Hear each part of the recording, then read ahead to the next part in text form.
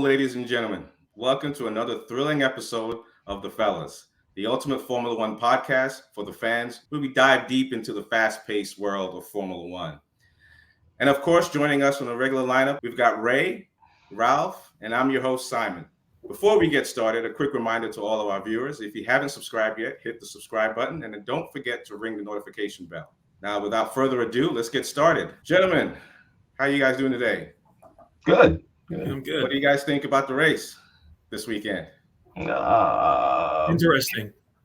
Carry on from last year to me. Yeah, it was a little disappointing to see Max Verstappen just run away with it within 16 to 18 seconds ahead of the whole pack. I'm assuming that's kind of reminiscent of how Lewis was 10 years ago, right? Yep. So it was a little boring for me. What did you think, Ray? Well, I thought it was interesting. It's props to their designers, props to the car builder. Adrian Newey gets the the recognition for the aerodynamics changes made to the car, and I have to give it to him, right, and that engineering group, because they have designed a car that without DRS it walks away from the field, right? Because I think it was the first two laps they had no DRS, and yet he pulled a gap on Leclerc. By the time things could be shuffled, and they shuffled around a little, he was already, by the time Russell got in front of Leclerc, he was almost 2 seconds ahead, right? So, and he just kept on, and then when DRS came, he just, he had no DRS, right? Because he's behind somebody, he's not behind anybody, but he just kept on walking away. So it's just, again, I'm just wondering how, he's talented, Adrian Newey, the car designer, and all that, but they decimated the field. I'll put it that way. They decimated the field, right? Because everybody else is in a bundle from position 2 back to 5, right? But he just like, dude, stamp is not the word. He decimated the field. So it's, it's interesting. Sergio really wasn't that far behind, right? Sergio wasn't that far behind. Well, he was by the time Sergio got there, right? It wasn't there was more than 10 seconds between him and Max. Right, if I remember correctly, 18, so, and that's far behind. Even 5 seconds is far behind, and he couldn't even close up on that, right? But and then Sergio then extended his lead behind the guy that was behind him. Also, what can I say? You know what I'm saying? What can I say? Right? He's not. They have the power to push that air out, and move through that air better than anybody else. Right. And on top of that, they seem to have, again, the reliable Honda power plant on top. So, he decimated that field. And we'll see as the season progressed. But, there were some other highlights that I noticed in there, too. So, Well, yeah. Well, for me, like I said, I've seen it in the Michael era. Saw it in a little bit in the Alonso era. A little bit. Definitely in the Lewis era. Saw it in the Vettel era. The rest, we hope that it will be more than one team that would develop a car that is so close that they can battle. And again, it's not here. So I don't know, still early, but from what I saw of the rest of the teams, maybe Ferrari, maybe if they really get on to their car, they could close up. I don't know if they'll ever beat them. Don't know what's going on with Mercedes. George was up there, but there wasn't much he could do either. Lewis was in the further back. He made up some spaces, but I don't know. It's looking to me, I'm hoping it's not going to be another year of like Max not getting challenged. Or if the Red Bull is that hot, if we could see the racing for positions, I guess 3 and 4, because if he stays on form, then they'll have 1 and 2 locked up, Red Bull, and then the rest of everybody else is racing for third position, but doesn't look good based on last year. Yeah, I saw 2 things. I have 2 noticeable things that I saw this weekend. So Sergio was 22 seconds behind Verstappen, right? So that means either Verstappen has a car that is different than Sergio's, which I just can't believe, or Verstappen is just killing everybody based on skill. And it's hard for me to believe that as well, because you would think, even when Lewis was winning, with Nico, their cars were almost identical in that sense, right? They're just blowing everybody away. So there's something going on there. And then the second observation that I saw was during qualifying, right? Ferrari almost beat Red Bull for the number one position. So what happened between the race and qualifying where Red Bull was able to just not only come from behind with Sergio was able to creep up and get to second, but where Verstappen was able to just outpace everyone else. Wow. And so those are the two items that I'm puzzled, and I think next week will give us a little bit more in-depth answers to that. Because if the same thing happens again when Ferrari is competing qualifying and then he wins again with 22 seconds gap, there's something else going on there. And what's happening with Sergio? Why is he not up there with him? Right?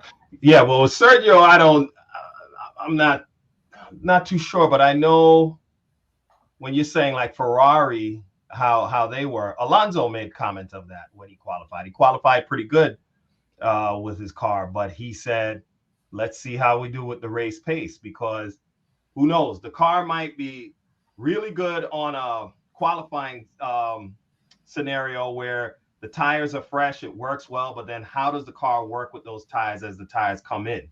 Does it still work as well, or does the car seem to be set up where it needs more like a fresher tire? So qualify is not going to show that, but a race situation will. Like, how is it, like tire degradation, as they call it, as you go on in the race? How does the car handle that?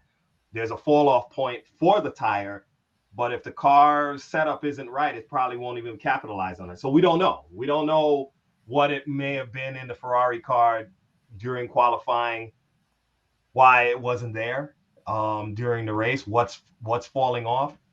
As far as Verstappen and Sergio, Max is just a better driver. I mean, I'm going to say that. I mean, there might be inter-team, play that they do, but we don't hear about it. But the setup, I'll just say it. I'm not a Max fan per se, but I respect his racecraft. He's good. He's good. And I'll say it, he is better than Sergio.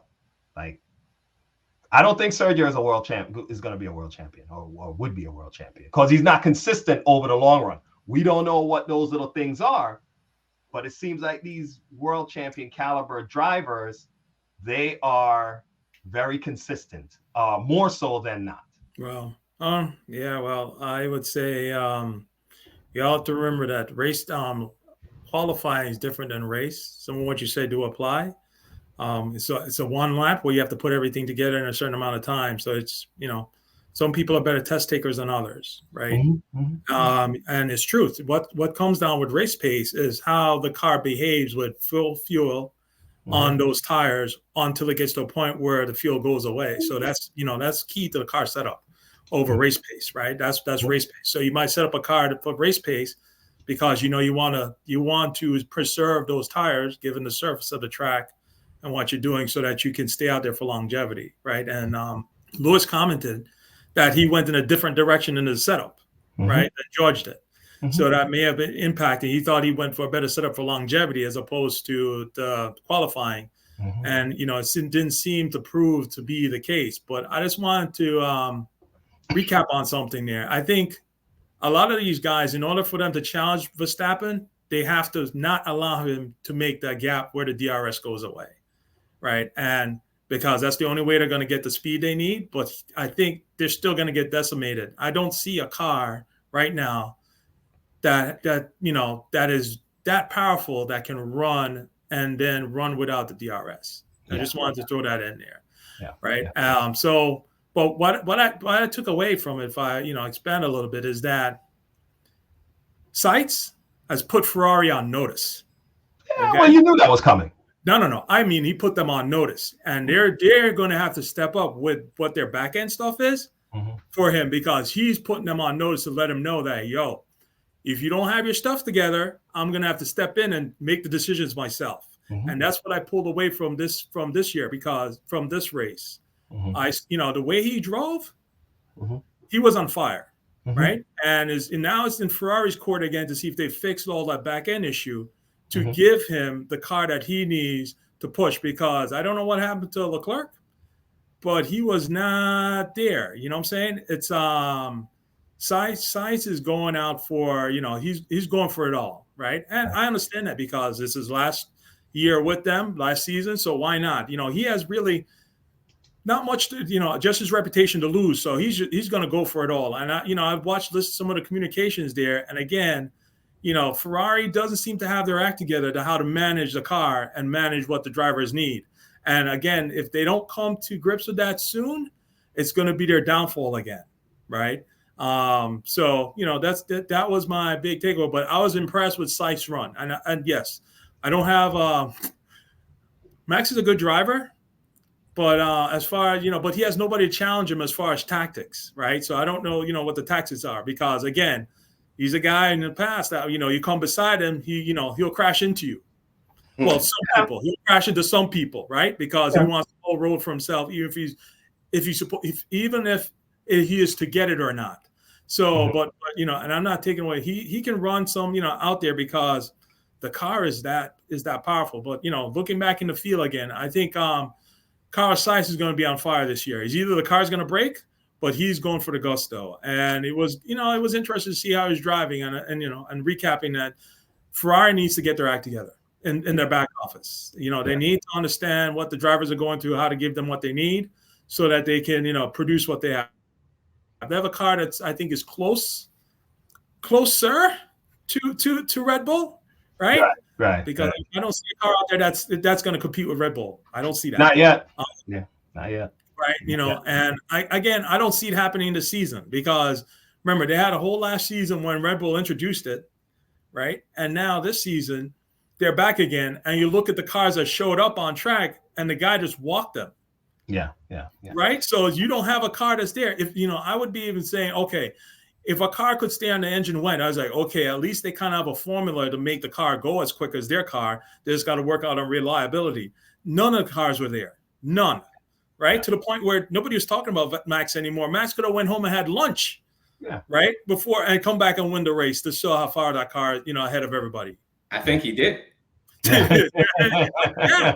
You know what I'm saying? So again, my hat's off to Adrian Newey on his engineering, the aerodynamics of the car, right? Because I don't see that happening. I don't see this year happening. Unless they have some major, if Honda stays reliable, the engine, it's a wrap, right? And, again, Ferrari can distance them, in my opinion. Ferrari would be able to distance themselves from the rest of the car, 3 and below, if they figure out how to manage their equipment, right? And how to help their driver push forward. And my take is that Carlos Sikes is going to put that to the test this season, big time. So, we're going to watch and see, and we'll see if they fumble, because as we know from last year, Carlos is, again, at going at 200 miles an hour, he's able to still strategically think, well, these guys are professionals, right? So they've been in the thing. So they can not only think about their driving and how they're approaching the corner, where they have to brake and all that stuff. They can also think about strategy. Right. 200 miles an hour. And he is not one ashamed or afraid to say, hey, this is what's going to happen. So it's going to be interesting from the Ferrari point of view. But, Red Bull, I think, again, my opinion is that Red Bull's got a wrap. Unless the engine becomes unreliable, I don't see anybody walking next to them. Right. Okay? And in race pace, right? Even if they out-qualify them, dude, my opinion is this. Even though qualify is important, yes. You want to qualify at least in the first 2 rows. Number 2 to number 4, I think, is the best place to be, because the further back you are in there, you're more likely to hit with somebody and crash your car and get out the game, right? But even that, I don't see them be able to step up and walk to him. Once he gets in front, after 2 laps, no DRS, he's gone. And if you need DRS to stay next to him, you're in trouble, right? Because nobody else, for me to change my opinion, I need to see somebody walk with him with no DRS. And then I was like, okay, now we got a competitive car. You know what I'm saying? And then we worry about reliability. Right. And then we worry about tire dead, because still you need to be pushing him so that they have to be worrying about their tire degradation and all that stuff, through the strategy. Right now, they don't have a problem. And just flipping out before I get off the floor is that Sergio, again with Sergio, I'm perplexed because he's a guy that brought, as I said in the past, that he's had cars that were nothing and brought them up. And this time, it's just, I'm perplexed as to how come he is not able to, pull up with what's going on. So he doesn't have that extra bit that Max has, Lewis has. George may have it. I'm watching George Russell. George is ready to stamp this year. He's ready to put out that he's the number one guy, right? And George will take that risk, right? Because he'll ride that edge and even ride over the edge and see what happens. He's going to take it, but maybe Sergio's resigned himself to just be a number two. I don't know. Well, even if he hasn't, I think it's being beaten into him in some way because we haven't touched on that whole Christian Horner thing, but there's apparently some infighting within Red Bull, and there's a side that wants Christian out. Some rumor that Jos Verstappen is involved, although he's all Team Max. So when I heard that, I was like, well, if there's infighting and Christian doesn't leave right away, could that weaken them from within? But that's not going to affect Max in the car. Nope, they have a solid car. I don't know if you guys noticed, but when Christian was congratulating Max Verstappen after the race, it was like one sentence: "Hey, great race, great qualifying, great race, great clean sweep," and that was it. There was no enthusiasm. Flat. There was no, yay, great stuff. Nothing. It was like, hey, great race. Great qualifying, great. You got P1, you got the fastest lap, and you won the race. You get a trifecta, and then that was it. Yeah, because there's something going on, and we don't know what it is yet to the fullest extent, but there's something in there. But again, I don't think that's going to affect Max on the track. He's, Adrian Newey, last year's world title with Red Bull, that was his 25th world championship title for a car he designed. Right, so he's been around. Thoroughly understands aerodynamics. Yeah. I said he thoroughly understands aerodynamics, right? Yes. Because he even came back and pulled back part of the design from last year. They alluded that it was similar to last year's car, but I think I said, after further investigation, it has some similarities, but it's not the same. But he has put a stamp. You know what I'm saying? He is the man. They said he took that hump that Mercedes had in their car last year that they abandoned this year. It's on the Red Bull this year. Well, they took pieces, right? He didn't take the whole car. Right. But he is the man. He gave him a car, and Max is capitalizing on the car because what he said is reminiscent to what Vettel said when he was time. Remember Vettel saying, that we have to enjoy this now because we don't know how long it will last, what the future brings. Right. Max said the same thing. Oh, when he's a Braun. You mean when Vettel won with Braun? Yeah, when Vettel was when he did his Vettel, my bad, not Braun, not Jensen. I'm sorry. Yes. No, Vettel, right? Right. That he said that, right? And Max, I heard Max say the similar thing during this last race, right? When he won, that you have to enjoy now because you don't know what the future brings, right? Yeah. And what's going on. And so, it's the rest of the field has a lot of work to do. A lot of work, what I'm saying? And I think the closest guys that are there is Ferrari, but again, their infrastructure, I think, is questionable. But the one thing, I'm sorry, Simon, just to say, the other teams are pushing to also, they want more transparency with the whole Christian Horner thing. And it's just interesting to see. I mean, they don't leave anything to chance if it's a chance to destabilize a team because they want to know, they're pushing for more transparency to find out. But I feel it's fueled by hey, if we could destabilize them, maybe we can get a weakness in there and attack, and that's it. I find it funny. I agree. Yeah, I thought it was interesting, right? So if you take a look at the practice numbers, right, just use Lewis Hamilton as an example. Practice 1, the fastest lap that Lewis was able to achieve was 133.3. Right. You go to practice 2, Lewis had 130.37. Right, so he was the fastest on the track for practice 2. Practice Right. 3, he's back to 131, right? Yeah. I mean, that's a full second. The full second in F1 is from first to 15th, right? I mean, that's just crazy. And then if you go to qualifying, I don't even think Lewis got close to the 130s again.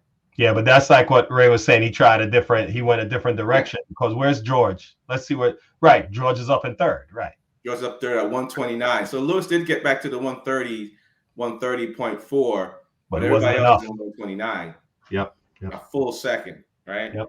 So they never really recovered from practice 2. Yeah. Right, you can't change the car, right? Because there's Park for May comes into play up at some point, right? Wherever it reaches a point wherever you are, whatever the car setup is, it's locked in. You can't really change it after that point, right? So he was hoping when he was in the pen, he was like, maybe it worked better on, during the race. So, it's they lack the power, dude. They lack the engine power. Again, when I look at Red Bull, they got a monster engine. You know what I'm saying? It's like no, it's more than that. Yeah. Say again. They have a monster package. The chassis and the engine. It's a total package. The driver, everything, the setup, how it uses the tires. They got it right. Why I agree with that statement, Ray, is because I was looking at the field during the race, and after 20 laps, people even on the hard tires were starting to have high degradation. And they were pitting. There was 20 laps left, and Red Bull went and got red tires. They went and put on the softs. With 20 laps left, and their time difference and intervals were pretty much the same. No one was catching up to them. So 20 laps on the hard, people were going in and pitting. And I thought, all right, well, this is where at least George or Carlos Sainz was going to catch even Sergio, because they're going on softs, got 20 laps left. Yeah. Sergio's on the hard. He can probably go for 30 laps. It didn't even create a difference, a variance to where he was catching up to Sergio. Their setup is superb. Ralph, you're right, man. The entire setup on that Red Bull right now is just kicking everyone's ass. Yeah. So I'm not 100% there, right? Because again, I come back to the point of this. Yes, the aerodynamics should be good, and how it treats the pieces as good, but to move with no DRS, to move a second away from somebody without DRS, that's engine power. That is engine power, right? He could, and so again, that yes, the package is good to complement what's there, but again, that engine is a monster because that was moving. That was the thing. It would be a different thing if DRS was enabled and whatever, but he walked them no DRS, right? But so again, everybody is off, and so when DRS is off, he walks them. Not a problem. He walks them. But Sergio was only 3 seconds ahead of Carlos Sainz. So again, when he comes back but still, Sergio, he had to come back through the field, so we still don't know what tire he had under him at that point, right? When he had 20 laps left and switched to the soft tires, he was Sergio switched already. Yeah, well, you said Sergio switched to the reds? Sergio switched with about 21 laps left to the soft tires. He was already in second place. I still say it comes back, make Sergio just a guy that, hey, maybe he'll be the number 2 guy. You know what I'm saying? That's what he's shaping up to be. And again, comes back to car setup. Can the car, again, maybe he's still resting with the car that's set up, the way it's set up. Because I think it would be foolish of a team to have their number 1 driver start a season and not kind of engineer their car to the likings of the number 1 driver, right? Even starting because that's the driver that's been producing for them, even in the onset of a new season, right? And maybe Sergio is still coming up to grips with that stuff because again, I think I said it before, right? They report that Max likes a loose rear end. Right. And maybe Sergio he hasn't really come to grips with how loose of rear end they're going to have, that the team has for him to, settle in to be comfortable with it. So we'll see. But it's, they have the truth is the package is good. And that engine is a monster to push and, and walk. And, it's just, I think that engine, and it's reliable. That's the thing, right? It's reliable. And I'm not taking away from his driver skill, right? I'm not taking away from Max's driver skill, but I'm just looking at that car, and it's just like, yes, to move on something, because DRS is in place to help people pass other people, right? And with no DRS, he's just walking away from them. Yeah. I think one thing I'd say, I think it would have been, if Sikes was behind him, it would have been a little spicier, as far as him trying to walk away. But with Leclerc, I'm not sure what's up with Charles, right? Charles said his car, he had braking issues, and he was saying at one point every time when he was putting on the brakes, he was getting lockup from the front. So he couldn't really get into it. And that's where Sainz passed him. Because when I was watching it, I was like, wait a minute, did Sainz pass him, or did Charles just pull over to let him through? Maybe, but then the radio transmission came after that. He said the cars is locking up because Carlos Sainz just came right through. Like the apex, Charles was way out here. The apex is in here. He did a wide turn, to let him in. Yeah. And he locked up. Carlos just came right in and took the apex perfect with the car that was in front. Yeah. And then Charles came around, and then he says the car is locking up everywhere. So apparently, it was a hard car for him to drive. Apparently, they mentioned so his braking and locking up was an issue throughout the entire race. I say about 75%. Mm-hmm. The one time that he didn't have issues is when there was nobody in front of him. So they were thinking that he was having some heating issues with his braking system. So as soon as he got behind another car, that's when the brakes started locking up again, right? So because he was competing there with Russell for a minute, and he was ahead. So I think he would have had a better race. I think he probably would have came in second if he didn't have that issue. Right. Yeah. Well, I'm waiting to see how Saudi Arabia goes this week, to see how, if it's more of the same, or it's going to tell us a lot. I want to see how Sergio does. I want to see how Mercedes let me down this week. I thought maybe with Russell being, third qualifying, that they had a car. Lewis just had a bad qualifying. Right. But I mean, he only was able to pass two people throughout the entire race. And it was not, as a Lewis fan, I'm just going to be honest, it wasn't exciting for me. It wasn't exciting for me, period, because Max I want to see some battling. I want to see some, at least 2 or 3 laps of people just going at it. Right. At the front. And Verstappen was just walking people. It might be like last year, where we're going to see footage from the midfield, and then they'll cut to him at the end. They did it again, like you said, with Lewis. They did it. They do it anytime it's a runaway like that. But right now, I'm not even focused on Red Bull, because I expect them to be out front. I want to see who settles in of the next team to fall in. Like Red Bull they definitely gonna have first wrapped up. We'll see how Sergio's races go. He's still a wild card that somebody might slip in and get second from him, depending on how his setup is and how he's racing that day. But I want to see which team that could be. Is it going to be Ferrari? Is it McLaren? Where were they? Yeah, that's true. Yeah, where is McLaren? Lando's a good driver. But let's see how they set it up. But one thing we do know, they're just going to keep evolving the cars to a point, and already Red Bull's in the front. So you don't expect them to go backwards with their evolution. It's only going to get better. Can anybody else close up? I don't know. And it's only the next few races or so will tell. Yeah. Some of the inevitable things that usually happen during a race is not happening anymore, right? No modules, tires not getting flat. I think they said it's the first Bahrain race with no yellow flag. Right. There was a quick one and it went away because the guy started the car up. I forgot who it was. They thought it stopped. Yeah. And then first time in over decades where they didn't have a yellow flag. So some of those variables that we're used to seeing in the race, that even if you're far ahead in the race, it doesn't mean that the race is over, because you could lose a power unit or you could get a flat or things like that.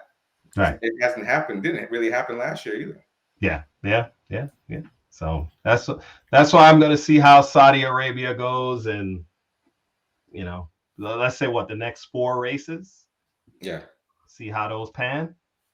Where is it? Yeah, Saudi Arabia, then Australia and Japan. Well, I think Ferrari threw it away, right? Because why? If they knew that Leclerc was having issues, why didn't they switch the cars quicker? Again, instead of fighting each other, why not work together as a team and move up the ranks and then fight, right? And so again, with them not saying, "Hey," they saw the temperatures coming back. The telemetry was there on their desk, and again, they failed. Because they could see Sikes' car and they could see Leclerc's car. And again, instead of giving Sikes the opportunity, because Leclerc is their boy, right, to go up there and go fight, they go, oh, fight it out. It makes no sense. If you've seen the telemetry that supposedly that the brakes are an issue, then tell the guy in front, yo, you don't have the pace, roll out and let the guy go get him. Right? Let him go. He has a fast car. Let's see it, because again, I think their stuff is all cattywampus. They're thinking, because again, they're not able to think on their feet. That's what I take from Ferrari. They have a script and they're too rigid. It's like anything else. You have a script, yes, for a guidance, but you have to be able to modify it down the road. And it seemed like they have somebody that don't want to deviate from the script, because, look how long Sikes stayed behind Leclerc before they let him through. You know what I'm saying? So that was 2 laps too long, because again, in racing, we're talking fractions of a second, right? And if you've seen the telemetry, regardless of what they do, the driver's going, I will say this, they're basic standards. If you're seeing hot brakes, the driver is going to have to slow down, right? And he's not going to be able to approach. That's a written book. Any car you have brake. So you say, hey, you got to move aside, let him go now. Right. And let him go, because he doesn't have that same problem. But you know what? I think that's kind of, I agree with you. I understand, but it's kind of cold to do in the first race out of the season. That's Formula One, my brother. That's Formula One. No, but that's also in a team where there's a clear 1 and 2 sometimes. I mean, other teams have done it. And again, yeah, Charles is staying, but I think it's only 2 laps. If it had went on, maybe like 3 laps, 4 laps, maybe. But Carlos took it into his own hands, which he should. Sometimes I feel that these guys complain about stuff. Just get at it. Just go get it. They hindered him. You know what I'm saying? 2 laps out of 57? Yeah, I think that was fine. No, they hindered him, because he'd have been up there challenging faster. Because again, that's a technological standard that we all know. So even if Leclerc was to get bent out of shape or whatever because of the optics, let's use those words, the reality is the reality, right? You can't approach a corner when you're braking. If you're having heating issues with your car, that means you got to slow the car down so it can stop. So it throws off your whole pace. Whereas the other guy is not showing the same temperature issues. So they saw the telemetry before all of that. They saw the telemetry, and they're just like, yo, dude, he's got to go. You got to put him in front. You got to go. And then if we can work out and figure out how to get around your stuff, you come back. But even if, let's see, just what I've noticed, though, even if that's not the case, I just don't understand why the teams are not set up why you can't work together to go chase down the guys in front. And once you get to the guys in front, then you guys go at it. I see that as a pattern, that they don't really do that. So if you were a principal, you would do it. You wouldn't give them an opportunity to try and work it out. What if the brakes was something that they could fix and they were trying to fix it? I wouldn't, because the telemetry, again, everything is in milliseconds in this thing, right? So I know that it's going to take time to find a solution. That's a time that we're losing from getting up there. We got a guy behind him that has no issue. So as far as that telemetry started coming over, right? I'd have said, hey, can we fix this? How far long is it going to take you to fix this? They're not sure. I said, well, you know what? He's got to roll. The order would have been gone if it was me, because they had the telemetry far enough before that I'd have said, hey, Sikes, you got to roll. And that's it. It would have been a done deal. So you know what would happen right after that, right? What? Something would get leaked to the Dutch press. About what? What? Because it's such a hard principle, something would get leaked. Man, I'm just saying. Yes, right. Because to create the drama, right? Because You would want, in my opinion, you would want you'd want at least a lap to try and fix the brake issue, and that's too and then long. and then if you want at least a lap to say, all right, well, yeah, not Sergio, Carlos Sainz is faster than him. Just let him go, and he was able to overtake him without any issues, right? Mm-hmm. So I hear what you're saying. A lap you could lose 3 seconds. At 3 seconds you can't really make up. You could try and make it up in the pit. You can try and make it up elsewhere. But yeah, he probably might lose in those 2 laps, 3 seconds. I just think there's got to be some leg room to try and fix the problem. And if they fix the problem, you know that Leclerc is going to be faster than Carlos Sainz. Well, so I guess you kind of missed it. I said they were seeing the telemetry before this all came to light, right? They saw the pattern of the telemetry. They saw the telemetry, the brakes going up, right?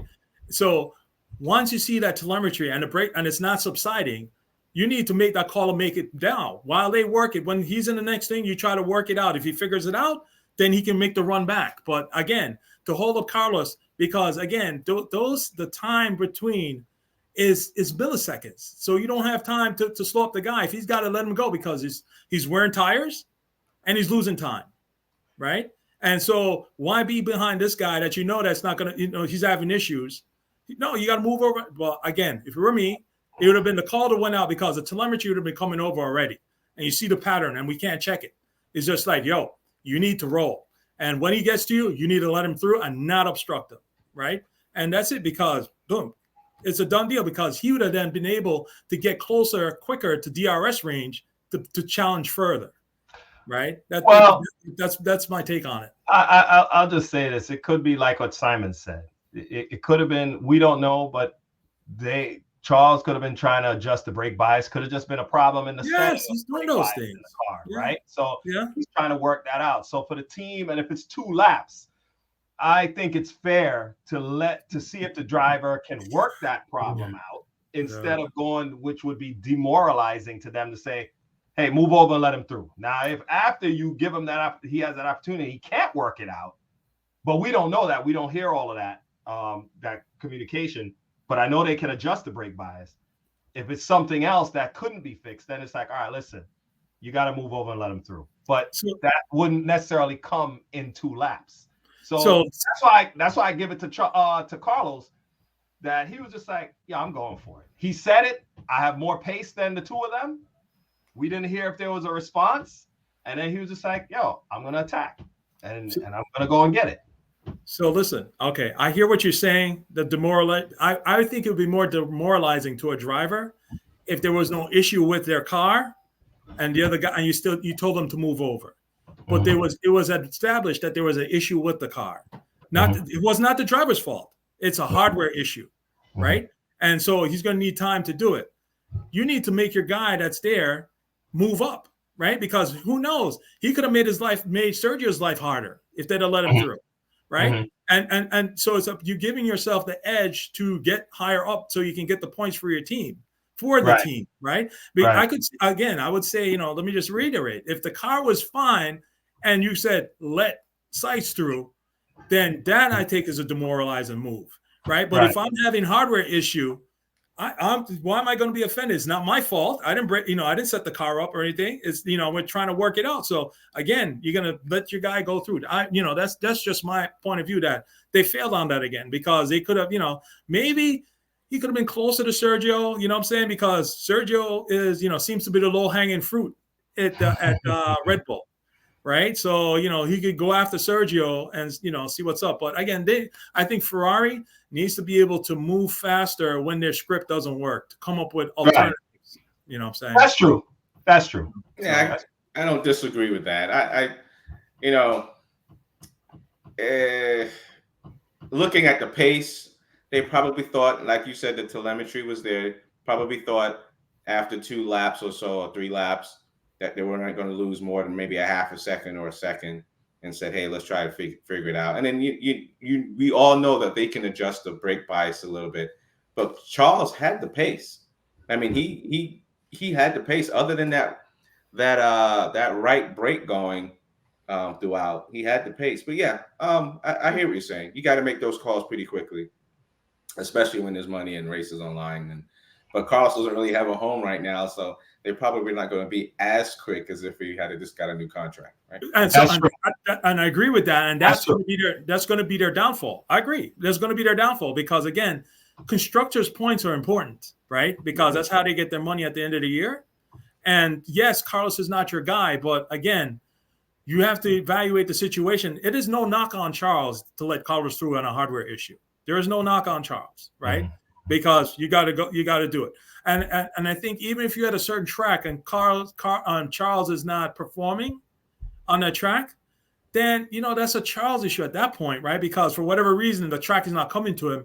But if it's coming to Carlos, you need to let him go, right? Because again, as if I'm a principal, I'm looking at, hey, where are my constructors' points coming at the end of the year? You know what I'm saying? Right. Or because that's money for us to fund the program. So where's that coming from? Even though I would want to say that Ferrari might be, have special compensation packages. But anyway, but that's what I look for. Is like, where's the money coming from, and we got to make the decisions because if we're looking at telemetry, again, the brake thing, is hardware. I think where it gets fuzzy on telemetry is with tires, right? Because that's where you then have to back that up with your, lap pace, right? Because the driver might say the tire's fine, and the telemetry saying the tire, is at a certain pressure and a certain temperature that is supposedly outside the window of, recommended operation, right, for your car. And but you got to see, because that's happened years ago with Lewis, right, where they say, hey, you need to come in, but he's able to take the tire that they saw was out of the window and still turn a time that was, within what they needed it to be, right? So I think that's kind of where, for me, that's where it gets a little bit fuzzy. You have to, read the driver a little bit. But, but yeah, it's something like the brake stuff, man. I just think, it comes back. I hope this season that they can think on their feet when they need it, because in my book, they have the closest car out of the field. So they could be a distant second for third and fourth if they play it right.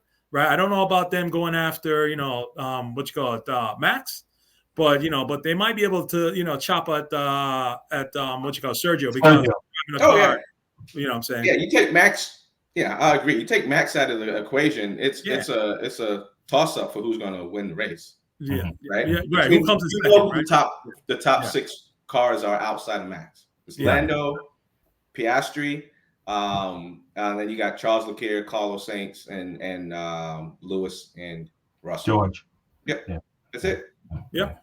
Yeah. So, we'll see. I hope they get their act together, because Sikes, as I said before, Sikes threw down the gauntlet and say, hey, I'm here for business. And he's pushing, he's going to push the car to its limits. He's racing for a new position somewhere else. Right. So that's why he's throwing on the gauntlet, say he's here for business, because he knows he needs to advertise for his next spot. Right. So he's going to ride that car ragged. So we're going to see if they have really have a good product in place, because he's gonna, you know what I'm saying? And I don't blame him, because he has no Alliance steering no more. So it's like, yo, I need to show me. So I'm going for it. Yeah. He's going to Ralph, just to be even more clear, he wants to beat Lewis this year. I don't think he even cares about anybody else. Really? Like, all right, you want Lewis over me? Yeah. What's gonna happen? But that I agree with that, but I think he's also going against Leclerc, because he's like, oh, you kept him over me. Let me show you what you passed up. Both of them. Yeah, if he can kill 2 birds with 1 stone, heck yeah, he's gonna do it. I don't think he cares about Lewis. I think he cares about the fact that he's showing Ferrari what they're about to give up. Yeah. You know what I'm saying? He's showing Ferrari that, okay, you took Lewis. Yeah. This is what you're losing. Yeah. Right. I don't think he's going at looking at it that way. He's looking at Ferrari and said, this is what you're losing. Yes. It's, showing me that if he can go up there and he can beat Lewis. Yeah, sure. Right. Because he's showing that he's capable, and he's showing that he's better than Leclerc. Yeah. Right. Because you're holding on to this guy and letting me go. So, yeah. I think it's a 2-for-1, because I know me. If you pick somebody over me, right. I'm not just gonna show you, but I'm gonna show the other guy that I'm better than you. They picked you over you because of your popularity. I'm better than you. Watch. I'm gonna show you I'm better than you. Watch. Right. So my issue with that is, right, I would be in agreement in that if they had similar platforms, but they don't. right? So it's up to, for that, in my opinion, for that to work, is that Mercedes need to bring a car that's equivalent to Ferrari, and then yes, we go at it, right? But Mercedes don't have a car that's even familiar, close to Ferrari. So again, at this point, Mercedes is like out of the picture, because they're not even a contender, in my opinion. Ferrari is running; they're ahead of Mercedes. So basically, he's running for the low fruit, which is Checo. He's slicing for Checo. He wants number 2, not number 3. He wants number 2, and he's showing you what Leclerc can really deliver, right? That he can't deliver. That I'm the guy that you're letting go, that you should have kept. And so that's my little take. Let's wait till race 3. Yep. I don't know if Mercedes doesn't have a car yet, because I'm listening to Lewis's after the race comments, and he really thought he was going to be higher. Right. He really thought him and George was going to be higher and competing with Ferrari. Right. So in my mind, they think they have the car.